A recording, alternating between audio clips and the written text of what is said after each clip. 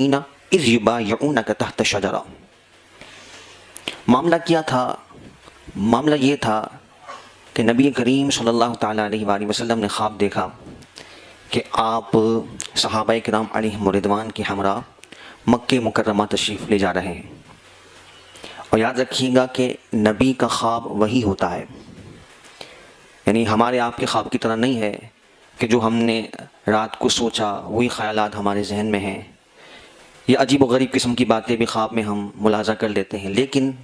انبیاء کو جو وحی کی جاتی ہے ان کے ذرائع اور طریقوں میں ایک طریقہ خواب بھی ہے کہ اللہ رب العزت اپنے نبی کو خواب کے ذریعے سے حکم ارشاد فرماتا ہے۔ چنانچہ نبی پاک صاحب الاولاق صلی اللہ تعالیٰ علیہ وآلہ وسلم کو خواب میں یہ دکھایا گیا کہ آپ اور آپ کے رفقا صحابہ کرام علیہم رضوان خانہ کعبہ کا طواف کر رہے ہیں، عمرہ ادا کر رہے ہیں، احرام کی حالت میں ہیں۔ اب یہ ہم اور آپ اپنے جذبات رکھتے ہیں، کسی خوشخبری مل جائے اس کی کیا کیفیت ہوتی ہے اور کیا اس پہ خوشی کے گویا کہ جذبات کا ایک تسلسل ہوتا ہے۔ لیکن آپ اس کو صحابہ کرام علیہم رضوان کے پرسپیکٹو سے سوچئے، یہ وہ صحابہ ہیں کہ جن کی پیدائش بھی مکہ میں ہوئی، جن کا بچپن، لڑکپن، عمر کا ایک طویل حصہ وہاں گزرا، اور ایک آبائی علاقے سے انسان کو ویسے ہی انسیت ہوتی، یہ ساری باتیں بھی، اور سب سے بڑھ کر اہم ترین بات کہ وہ اللہ کا گھر ہے، بیت اللہ ہے، خانہ کعبہ ہے، پوری دنیا سے لوگ وہاں جاتے ہیں، اور ان اہل اسلام کو مکہ مکرمہ چھوڑنے پر مجبور کر دیا گیا۔ یعنی ایک لمحے جن کو خانہ کعبہ کو دیکھے بغیر قرار نہ آتا ہو، ان صحابہ کرام علیہم رضوان کو اپنے آبائی علاقے اور خطے کو چھوڑنے پر مجبور کیا گیا، اور ان صحابہ کی بھی کیا جانیں ساریاں ہیں، اپنے جسم پر بھی، اپنے مال، اپنے اسباب، اپنی اولاد پر بھی ظلم تشدد برداشت کرنے کے بعد یہ بھی ان پر ایک گویا کہ بہت بڑی آزمائش تھی کہ اپنے آبائی علاقے کو انہوں نے چھوڑا، اور اسلام کی خاطر، دین کی خاطر، دین کی سربلندی کے لیے انہوں نے حضور علیہ السلام کے حکم پر، اللہ کے حکم پر مکہ مکرمہ کو چھوڑا اور مدینہ منورہ ہجرت کر لیا۔ اور اب 6 سال گزر چکے ہیں، خانہ کعبہ کوئی پلٹ کے نہیں جا سکا ہے، بڑے عجیب و غریب حالات ہیں، بار بار کفار مشرکین مکہ مختلف ہیلے بہانے کر کے، سازشیں کر کے نقصان پہنچانے کی کوشش کر رہے ہیں، حملے کر رہے ہیں، جنگیں ہو رہی ہیں، یعنی مکہ جانے کا کوئی تصور بھی نہیں ہے۔ کچھ تو ایسے بھی تھے جن کے رشتہ دار ابھی بھی موجود تھے مکہ مکرمہ میں، لیکن مکہ جانے کا تصور بھی نہیں تھا۔ اب نبی پاک علیہ السلام نے جب یہ خواب صحابہ کرام علیہم رضوان کو سنایا تو اس وقت ان کے جذبات کیا ہوں گے، ان کی خوشی کا عالم کیا ہوگا، اس کو ہم تھوڑا سا اگر تصور کریں ان حالات میں تو ہمیں اندازہ ہوگا کہ صحابہ کے لیے کتنی بڑی خوشخبری تھی۔ بہرحال نبی پاک علیہ السلام کا خواب وہی ہے، اور آپ کو حکم تھا، نبی پاک علیہ السلام نے احرام باندھا مدینہ منورہ سے مقام ذوالحلیفہ پر، جہاں ابیار علی کا مقام ہے، اور آج بھی وہاں مسجد موجود ہے جہاں سے مدینہ منورہ سے عمرہ کرنے والے احرام کی نیت کرتے ہیں۔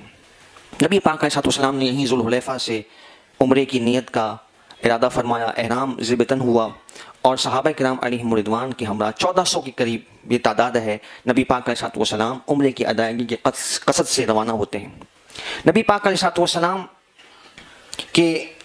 ایک حلیف قبیلہ بنو خزاعہ، یہ مسلمان تو نہیں ہوئے تھے سارے، لیکن یہ حضور علیہ السلام کے ساتھ بڑے مخلص تھے، کیونکہ معاہدہ تھا اور حلیف تھے، اور ساتھ ایک دوسرے کا ساتھ دینے کا انہوں نے عہد کیا ہوا تھا۔ بہرحال اس بنو خزاعہ کے ایک فرد جن کا نام مورخین نے بدیل ذکر فرمایا ہے، یہ بدیل شخص جو تھے نبی پاک علیہ السلام نے ان کو روانہ فرمایا تاکہ اہل مکہ کے حالات کو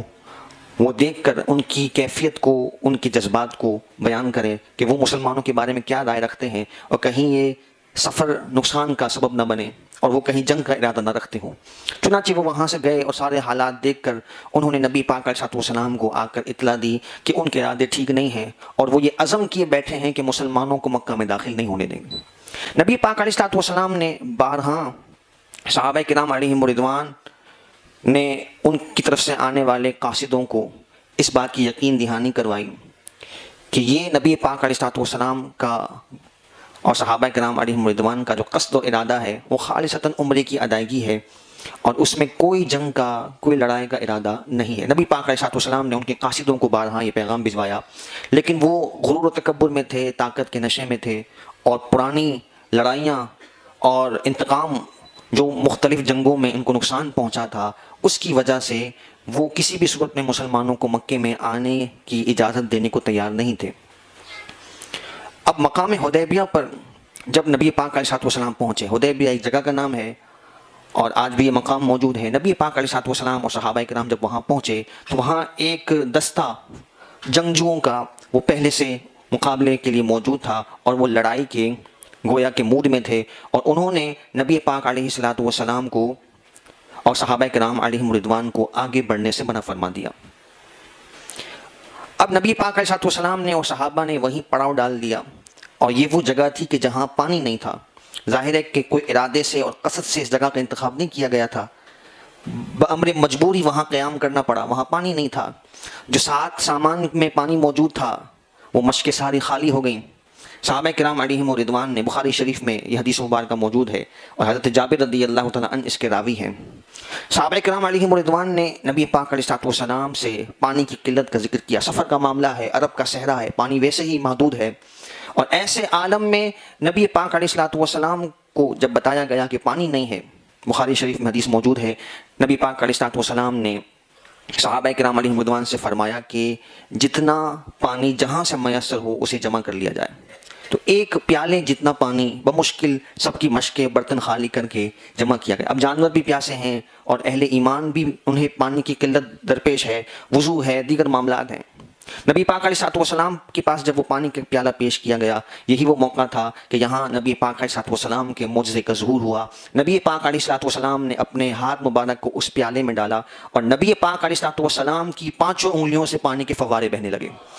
اور سارے لوگوں نے، 1400 صحابہ وہاں موجود ہیں، ان کے ساتھ جانور ہیں، کھانے پینے اور دیگر ضروریات کے لیے اس پانی کو استعمال کیا گیا۔ بخاری شریف میں حدیث موجود ہے، الفاظ موجود ہیں۔ کسی نے حضرت جابر سے پوچھا کہ آپ کتنے افراد تھے جنہوں نے اس پانی سے استفادہ کیا، اور یہ علماء محققین نے لکھا ہے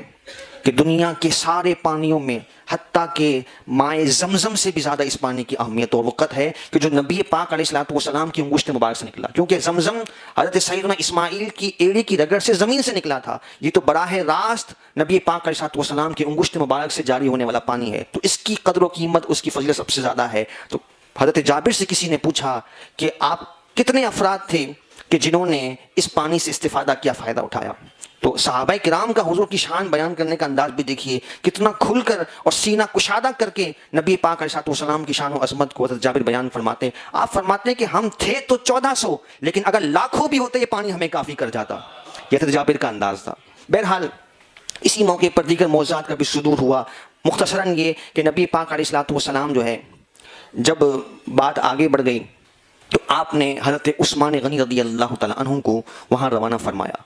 انہیں اس بات کی یقین دہانی کرانے کے لیے کہ ہم جنگ کے ارادے سے نہیں آئے۔ ظاہر ہے کہ احرام باندھا ہوا ہے، کوئی اسلحہ بھی نہیں ہے، خاص ضرورت کی جو حفاظت کی چیزیں ہوتی ہیں، جو حفاظت کا سامان ہے، اس کے علاوہ کچھ موجود نہیں ہے، اور صحابہ کرام علیہم رضوان کی تعداد بھی کم ہے، 1400 افراد ہیں، تو کسی بھی اعتبار سے کوئی جنگ کا ارادہ مسلمانوں کا نہیں تھا۔ تو یہ نہ مانے تو حضرت عثمان غنی رضی اللہ تعالیٰ عنہ کو نبی پاک علیہ السلام نے روانہ فرمایا، اور حضرت عثمان غنی رضی اللہ تعالیٰ عنہ کے انتخاب کی وجہ یہ تھی کہ آپ ویسے ہی مالدار تھے، تاجر تھے، پہلے ہی سے آپ کا کفار مکہ بڑا احترام کیا کرتے تھے، مالی اور خاندانی وجاہت کی وجہ سے، تو کسی قسم کے آپ کی ذات کو نقصان کا اندیشہ نہیں تھا۔ جب حضرت عثمان غنی رضی اللہ تعالیٰ عنہ وہاں پہنچے تو آپ نے سنت کے مطابق لباس کو ٹخنوں سے اوپر کیا ہوا تھا، اور عرب کا کلچر جو ہم پڑھتے ہیں اور سنتے ہیں کہ وہ اتنے لمبے لمبے گویا کے لباس سلوایا کرتے کہ ان کے لباس کا آخری سرا جو ہے وہ زمین پر گھسیٹ رہا ہوتا، اور وہ تکبر کی ایک علامت تھا ان کے نزدیک اور انداز تھا۔ اور ایسے بھی متکبرانہ ان کے انداز ہمیں ملتے ہیں کہ کسی کو پیر میں کچھ لگ گیا سرے بازار تو اس نے اس کانٹے کو نکالنا بھی گوارا نہیں کیا کہ یہ میری شان کے خلاف ہے، اور اسی زخم کی وجہ سے اس کا انتقال ہو گیا۔ اتنے ہی متکبر لوگ تھے اس وقت کا، جو جاہلیت کا دور تھا، تو لباس بھی ان کے ایسے ہوتے۔ حضرت عثمان غنی رضی اللہ تعالیٰ عنہ نے جب سنت کے مطابق ٹخنوں سے اوپر لباس پہنا ہوا تھا، جب آپ مکہ پہنچے تو کفار کہنے لگے، اے عثمان کیا تم غریب ہو گئے ہو؟ یعنی وہ اس کو غریبوں کا لباس سمجھتے تھے کہ لباس جو ہے وہ سنت کے مطابق ٹخنوں سے اوپر رکھا جائے اور اس میں تکبر کا شائبہ نہ ہو۔ حضرت عثمان غنی رضی اللہ تعالیٰ عنہ فرماتے کہ میرے آقا صلی اللہ تعالیٰ علیہ وآلہ وسلم کی سنت ہے، آپ نے اس انداز لباس کو اختیار فرمایا، اور اسی میں انسان جو ہے وہ عافیت سے محفوظ دیکھتے ہوئے اپنے آپ کو مہذب انداز میں دین کی اتباع میں اپنا کر ظاہر کر سکتا ہے۔ بہرحال حضرت عثمان غنی جب وہاں پہنچے، آپ نے ان سے گفت و شنید کی، بات آگے بڑھی اور انہیں یقین دلایا، تو انہوں نے کسی بھی صورت عمرے کی ادائیگی کی اجازت نہیں دی۔ انہوں نے حضرت عثمان کو کہا کہ آپ یہاں آ گئے ہیں، مکہ سامنے ہے، خانہ کعبہ سامنے ہے، آپ جو ہے وہ خانہ کعبہ کا طواف کر لیں، باقی دیگر مسلمانوں کو ہم آنے کی اجازت نہیں دیں گے۔ اور یہاں مسلمانوں کی کیفیت یہ ہے، صحابہ کرام علیہم رضوان نبی پاک علیہ السلام سے تذکرہ کر رہے ہیں کہ عثمان تو بڑے خوش نصیب ہیں، ہمیں تو پتہ نہیں اجازت ملتی ہے نہیں ملتی، ہم تو یہاں محصور ہو چکے ہیں، لیکن عثمان بڑے خوش نصیب ہیں، وہ وہاں پہنچ چکے ہیں اور وہ عمرے کا اور طواف کا گویا کہ یہ عظیم عمل اور عظیم سعادت حاصل کر لیں گے۔ نبی پاک علیہ السلام نے فرمایا کہ میرا عثمان میرے بغیر خانہ کعبہ کا طواف نہیں کرے گا۔ کوئی آپس میں ڈسکشن نہیں ہوئی، لیکن حضور کو اپنے عثمان پر مان تھا، اور وہاں حضرت عثمان کی یہ کیفیت ہے، مشرکین مکہ کہہ رہے ہیں کہ خانہ کعبہ سامنے ہے، اے عثمان آپ تو آ گئے ہو، آپ طواف کر لو، ہم دیگر مسلمانوں کو اجازت نہیں دیں گے۔ اور عثمان فرماتے ہیں کہ جب تک میرے آقا خانہ کعبہ کا طواف نہیں کریں گے میں بھی طواف نہیں کروں گا۔ یہ حضرت عثمان کا محبت والا انداز تھا۔ پھر ان کفار نے یہ سازش رچائی اور یہ خبر مشہور کروا دی کہ حضرت عثمان غنی رضی اللہ تعالیٰ عنہ کو شہید کر دیا گیا۔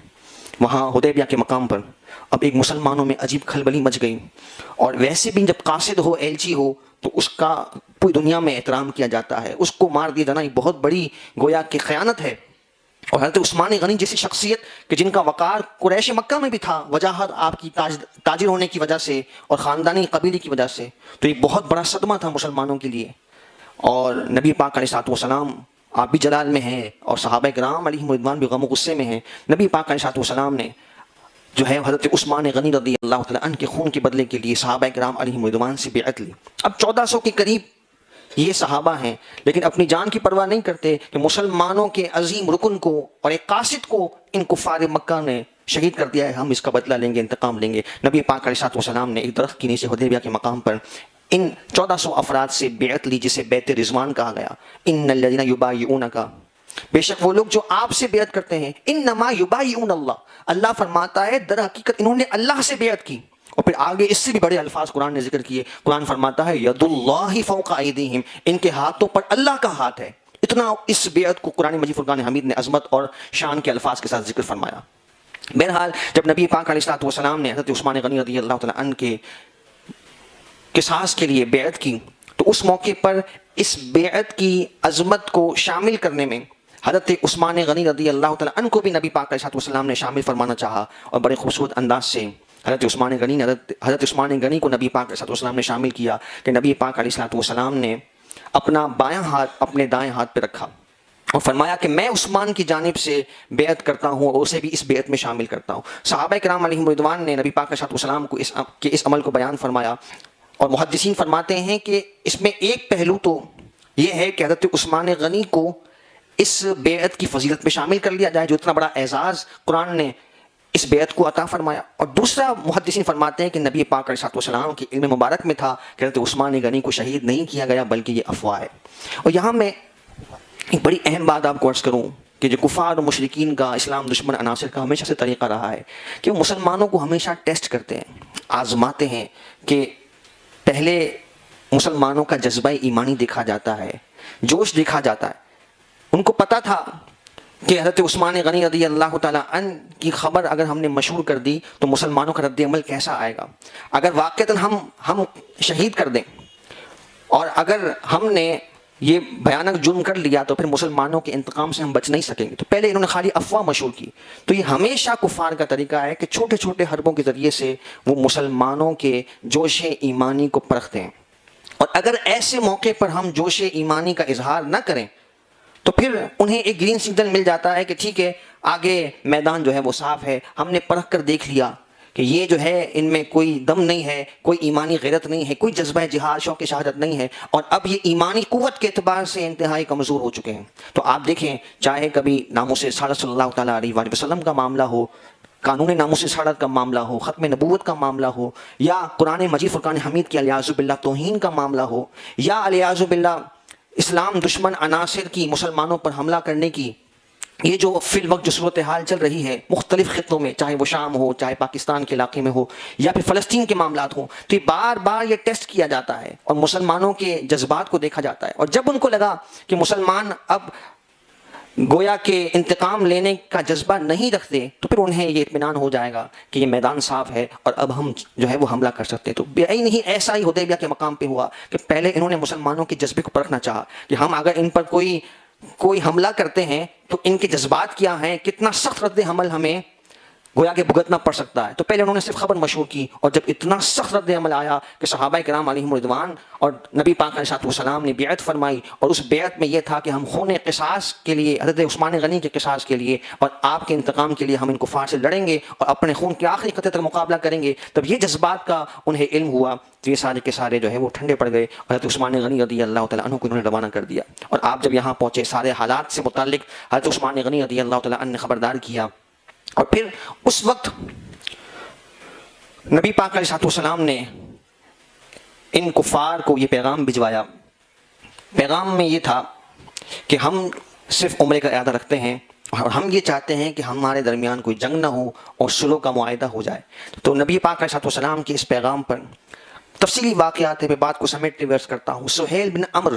ایک شخص تھا, ایک سردار تھا کفار کا, وہ آیا اور اس نے آ کر نبی پاک علیہ الصلوۃ والسلام سے معاہدے پر گفتگو کرنا شروع کی. بڑی طویل گفتگو ہوئی اور تقریباً 7 کے قریب نکات پر اتفاق ہوا. اور یہ نکات ایسے تھے کہ بظاہر ایسا محسوس ہوتا تھا کہ یہ مسلمانوں کے حق میں نہیں ہے, لیکن اللہ رب العالمین کی شان تھی, نبی پاک علیہ الصلوۃ والسلام کا علم نبوت تھا, اور اللہ رب العالمین کی تائید و نصرت تھی کہ یہی صلح حدیبیہ کا موقع مسلمانوں کی آگے چل کر عظیم فتوحات کا ذریعہ اور سبب بنا. تھوڑی سی روشنی ہم اس پر ڈالیں گے مختصر وقت میں. معاہدے کی شکیں یہ تھیں کہ سب سے پہلی بات تو یہ کہ 10 سال تک معاہدے میں یہ تھا کہ کسی قسم کی کوئی جنگ نہیں ہوگی. اب یہ بہت اہم اور ضروری شک تھی, اس کا مسلمانوں کو بہت فائدہ ہوا. آپ اگر پس منظر میں دیکھیں تو پہلے جب سے مسلمانوں نے ہجرت کی تھی, ایک دن بھی کفار نے مسلمانوں کو سکون کا سانس لینے نہیں دیا. کبھی مسلمانوں کے قافلے لوٹ رہے ہیں, کبھی ظلم کر رہے ہیں, کبھی تشدد کر رہے ہیں, اور عجیب و غریب قسم کی اذیتیں انہوں نے جاری رکھی تھیں. اور انہیں خطرہ تھا کہ مسلمان اگر ایک مضبوط طاقت بن گئے اور مضبوط ریاست بن گئے تو ابھی تو یہ ایک گروہ ہیں, اور اگر طاقت اختیار کر لی, لوگ ان کے ساتھ ملتے چلے گئے اور ایک عظیم ریاست جب قائم ہو جائے گی, پھر ان کا مقابلہ کرنا یہ ممکن نہیں رہے گا. تو اس لیے انہوں نے شروع ہی سے مسلمانوں کے راستے میں مختلف قسم کے اس طرح کے حربے استعمال کرنا, سازشیں کرنا جاری رکھا ہوا تھا. تو یہ 10 سال تک ایک مینٹلی اور اطمینان کی وہ کیفیت تھی کہ جس کی وجہ سے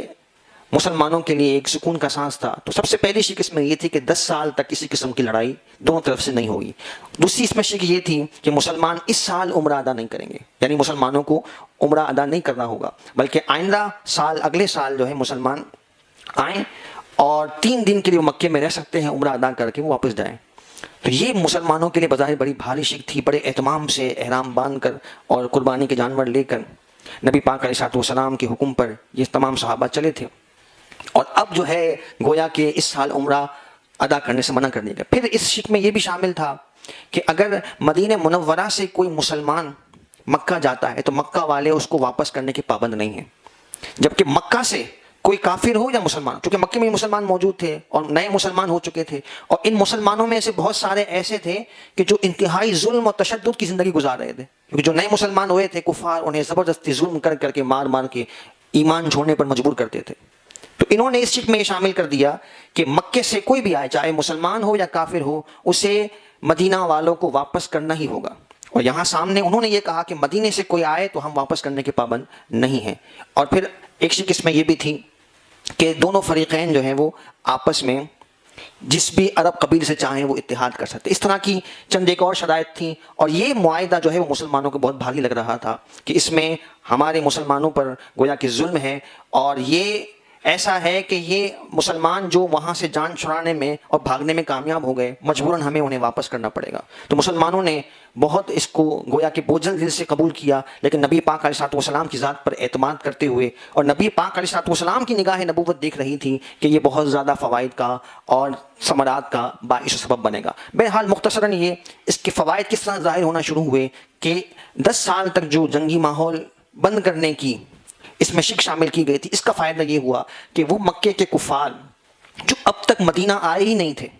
انہوں نے مدینہ میں آنا شروع کر دیا. تجارت کی وجہ سے, دیگر کاموں کی وجہ سے, اپنے رشتہ داروں سے ملاقات کے لیے وہ آتے رہے, دیگر کاموں کے لیے آتے رہے. تو اس طرح انہوں نے مسلمانوں کے طور طریقے دیکھنا شروع کیے, ان کی عبادت کے انداز دیکھنا شروع کیے, ان کے اخلاق و تعلیمات اور آداب کو دیکھنا شروع کیا. تو یہ چیز بہت سارے مسلمانوں کی, یعنی مسلمانوں کی عادات ان بہت سارے کفار کے لیے ایمان لانے کی وجہ اور سبب بنی. یہاں تک کہ بڑے بڑے وہ کفار کے سردار اور ان کے اہل خانہ کہ جو کفر کے ساتھ بڑے طاقت اور زور کے ساتھ ان کی حمایت کر رہے تھے، زوروں کے ساتھ ان کی حمایت کر رہے تھے، انہوں نے بھی جب اس ماحول کو دیکھا تو وہ اسلام سے متاثر ہوئے. یہاں تک کہ ابو جہل کے بیٹے حضرت اکرمہ رضی اللہ تعالیٰ عنہ آپ بھی اسی موقع پر ایمان لائے. حضرت خالد بن ولید رضی اللہ تعالیٰ عنہ جن کا اسلام کے خلاف جنگوں میں ایک نمایاں کردار رہا ہے، لیکن آپ بھی اس موقع پر ایمان لاتے ہیں. اور پھر آپ نے اسلام کے جو خدمات پیش کی اور جو آپ نے مسلمانوں کو فتوحات دلوائیں، وہ ایک آپ کی الگ تاریخ ہے اور آپ کا روشن کردار ہے. لیکن اس سے پہلے جب آپ نے ایمان قبول نہیں کیا تھا تو آپ کفار کی لشکروں کی گویا کہ سپہ سالاری کیا کرتے تھے. تو یہ سارے معاملات جو ہے اس اعتبار سے فائدہ مند ثابت ہونا شروع ہوئے. اور پھر جو مسلمان مکے سے وہاں چل رہے تھے اور یہاں مدینہ منورہ میں ان کے لیے پناہ نہیں تھی معاہدے کی شکوں کی وجہ سے، اور نبی پاک علیہ السلام کی معاہدے کی شکوں کی پاسداری کا عالم دیکھیے کہ ابھی معاہدہ چل رہا ہے. ابو جندل ایک شخص ہیں، صحابی رسول ہیں، وہ مکے سے ان کے پاؤں میں بیڑیاں لگی ہوئی ہیں اور زخموں کے نشانات موجود ہیں. اور یہ خود کون ہے؟ حضرت ابو جندل جو ہے سہیل بن عمر جو معاہدے کا دوسرا فریق ہے اور نبی پاک علیہ السلام سے معاہدہ کروانے آیا ہے، اسی کا بیٹا ہے. حضرت ابو جندل اسی کے بیٹے ہیں لیکن مسلمان ہو چکے ہیں، اور وہ مکہ سے جب مدینہ آتے ہیں اور فرار ہونے میں کامیاب ہو جاتے ہیں. ابھی معاہدہ چل رہا ہے، معاہدے کی شکیں لکھی جا رہی ہیں، تحریر چل رہی ہے. جب وہ پہنچے اور انہوں نے اپنی کیفیت مسلمانوں کو دکھائی تو مسلمانوں کے دل بھر آئے، اور نبی پاک علیہ السلام سے آ کر انہوں نے عرض کیا کہ میں جو ہے اب آ چکا ہوں. تو حضور علیہ السلام کو سہیل بن عمر نے کہا کہ اگرچہ میرا بیٹا ہے لیکن یہ پناہ لینے کے لیے آیا ہے اور معاہدے کی شک کے مطابق ان کو یہاں پناہ نہیں دی جائے گی، آپ کو مکے والوں کو واپس کرنا ہوگا. اور ابھی معاہدہ گویا کہ مکمل بھی نہیں ہوا اور تحریر کیا جا رہا ہے، دستخط بھی نہیں ہوئے، مہریں بھی نہیں لگی، لیکن اس کے باوجود بھی نبی پاک علیہ السلام نے اس معاہدے کی پاسداری کرتے ہوئے حضرت ابو جندل کو واپس جانے کا حکم دیا. تو یہ مسلمانوں کا ایک گروہ، یہ جو مدینہ منورہ نہ پہنچ سکے، جن کو مدینہ میں آنے کی اجازت نہیں تھی نبی پاک علیہ السلام کی جانب سے، اور یہ مکے سے فرار ہونے میں کامیاب ہو گئے، انہوں نے ساحلی علاقے میں ایک اپنی آبادی کو قائم کرنا شروع کر دیا اور ایک تعداد جمع ہو گئی، اور انہوں نے اپنی قوت بنا لی کہ جن سے مشرکین مکہ کو خطرہ اور گویا کہ انہیں انتقام کا ڈر رہتا تھا. تو انہوں نے خود آ کر نبی پاک علیہ السلام سے سفارش کی کہ ہم اس معاہدے کی شک کو کینسل کرتے ہیں، جو مدینہ مسلمان آنا چاہیں آپ کو اس کی اجازت ہے. تو ایک بھاری تعداد میں مسلمانوں کی ایک جماعت تھی جو مکے سے وہاں جمع ہو چکی تھی اور اہل کفار کے لیے وہ خطرے کا باعث تھی. نبی پاک علیہ السلام نے